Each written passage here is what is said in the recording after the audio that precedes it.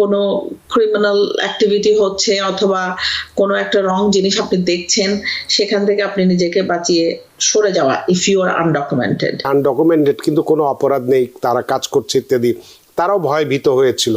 তাদের সম্পর্কে এই আপনি একজন আইন বিশারদ হিসেবে কি পরামর্শ দেবেন? তাদের কি ভয় পাওয়া উচিত কি উচিত নয়? যদি আপনার কোনো কেস না থাকে, যদি আপনার কিছুই না থাকে, তাহলে আইস আপনাকে ধরে ডিটেনশনে নিয়ে যেতে পারে এবং আপনাকে প্রসেস করতে পারে ডিপোর্টেশনের জন্য। যে কোনো একটা কেসের মধ্যে আপনাদের ফাইল করেন এবং কোর্টের শরণাপন্ন হন। প্রথম দিকে যখন আমরা এটা শুনেছিলাম, মানুষ ভয়ে ভীত হয়েছিল, একদম অনেকেই তো ঘরের মধ্যে তো কেউ বের হয়নি।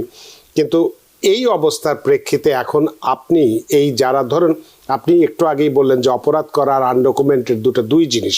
আমরা দেখেছি আনডকুমেন্টেড কিন্তু কোনো অপরাধ নেই, তারা কাজ করছে ইত্যাদি, তারাও ভয়ভীত হয়েছিল। তাদের সম্পর্কে এই আপনি একজন আইন বিশারদ হিসেবে কি পরামর্শ দেবেন? তাদের কি ভয় পাওয়া উচিত কি উচিত নয়? দেখেন, আমি যদি জেনারেলি বলতে চাই যে সবার যে কোনো একটা প্রসেসের মধ্যে থাকা উচিত। যদি আপনার কোনো কেস না থাকে, যদি আপনার কিছুই না থাকে, তাহলে আইস আপনাকে ধরে ডিটেনশনে নিয়ে যেতে পারে এবং আপনাকে প্রসেস করতে পারে ডিপোর্টেশনের জন্য। কিন্তু যদি আপনার কেস পেন্ডিং থাকে, এই যে লোকগুলোর জন্য আমরা সুপ্রিম কোর্ট একটা রায় দিয়েছে, আমরা একটা ভালো সুফল পাচ্ছি, বিকজ তাদের একটা কেস পেন্ডিং ছিল। সো আমার যেটা আমাদের দর্শকদের সবার জন্য আমি বলছি যে যে কোনো ভাবে যেই পজিশনেই থাকেন না কেন, যে কোনো আপনার একটা কেসে একটা ডিউ প্রসেসের মধ্যে আপনারা ঢুকে যান, যে কোনো একটা কেসের মধ্যে আপনাদের ফাইল করেন এবং কোর্টের শরণাপন্ন হন অথবা লয়ারদের শরণাপন্ন হন যে আপনি কি করতে পারেন। মানে চুপচাপ ঘরে বসে থাকলে আপনার প্রবলেম সলভ হবে না। এবং আমরা দেখছি আইস বিভিন্ন জায়গায় রেড দিচ্ছে এবং ঘরেও আসছেন। তো সেই ক্ষেত্রে ঘরে বসে থাকলে যে আপনি safe, that's not the case.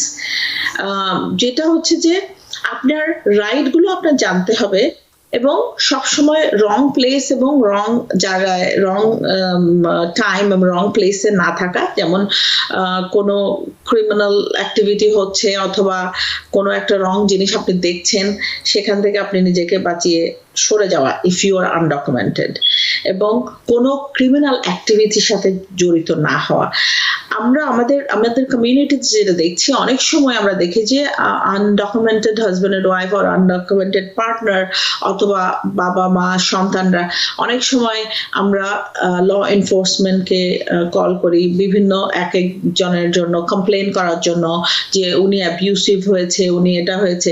যেমন ডোমেস্টিক ভায়োলেন্স, এটাও যদি কারো থেকে থাকে, যদি আপনাকে অ্যারেস্ট করা হয়, এবং আমরা যেটা দেখেছি জাজ হ্যানা ডুগ্যানের মিলিয়াকিতে, যে একটা ডোমেস্টিক ভায়োলেন্সের জন্য তাকে আনা হয়েছিল কোর্টে, যে পারপিট্রেটর যাকে বলা হচ্ছে এবং যাকে জাজ হেল্প করেছে বলা হচ্ছে কোর্টরুম থেকে চলে যাওয়ার জন্য।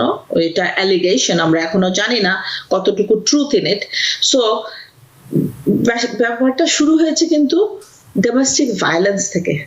দেখেন, এই জিনিসটা আমরা অ্যাভয়েড করতে পারতাম যদি চেষ্টা করা যায়, যে হিট অফ দ্য মোমেন্ট যদি অ্যাভয়েড করা যায়।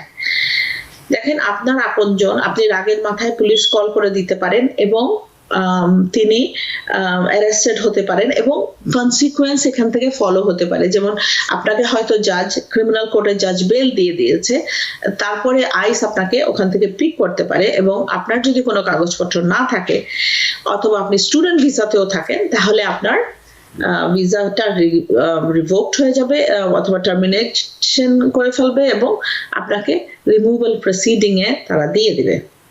So we have to be very careful right now যে আমরা কি করছি আমাদের অ্যাকশনের জন্য, পরে যেন আমাদের আফসোস করতে না হয় আর কি।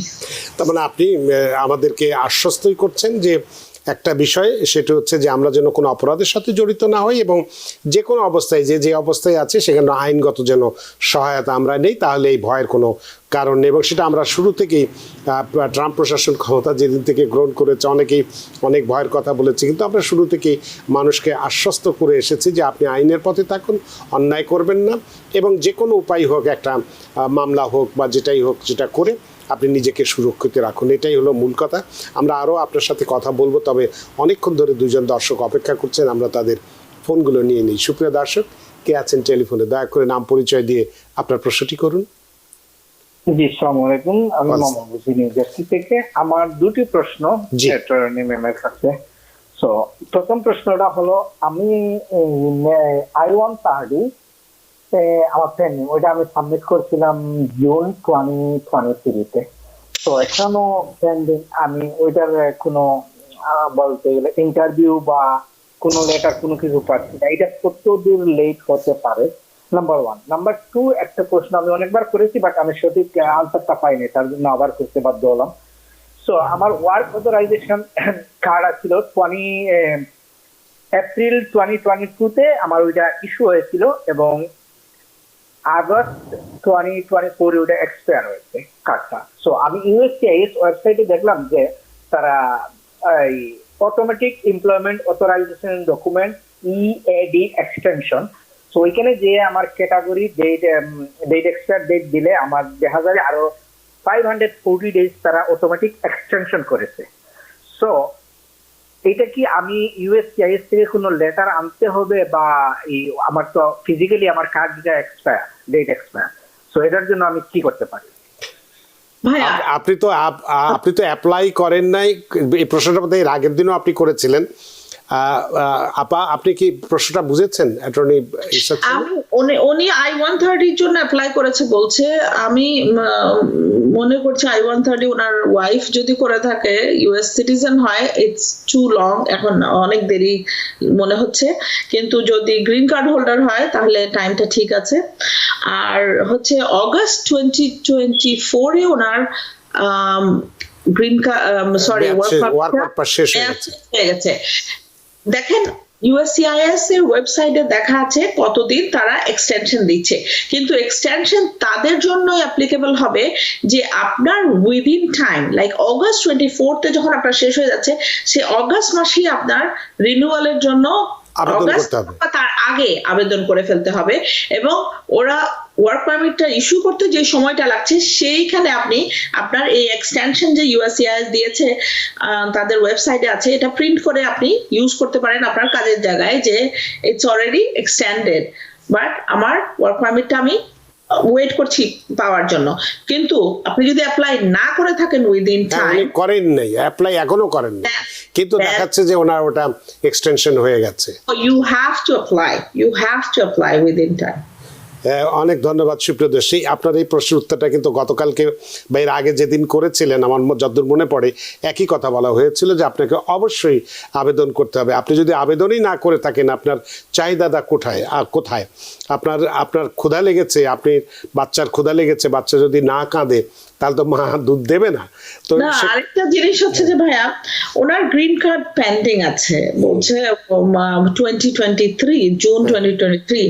So depending on who is applying for him, তো ওইটার যদি ইন্টারভিউ ডেট চলে আসে, দেন অলসো ইন্টারভিউ হয়ে গেলেও আবার গ্রিন কার্ডটাও তাড়াতাড়ি চলে আসে, সেটাও একটা জিনিস। কিন্তু to be on the safe side, he must apply for work permit. যদি অ্যাপ্লাই না করে থাকেন, কেন আপনি দেরি করে অ্যাপ্লাই করছেন সেটা জাস্টিফাই করে আপনাকে। উনি যে বলছেন যে ওনারটা অটোমেটিক্যালি দেখা যাচ্ছে যে এক্সটেনশন হয়ে গেছে, হাউ ইট ইজ পসিবল? এটা কেন হয়েছে, কি কারণে?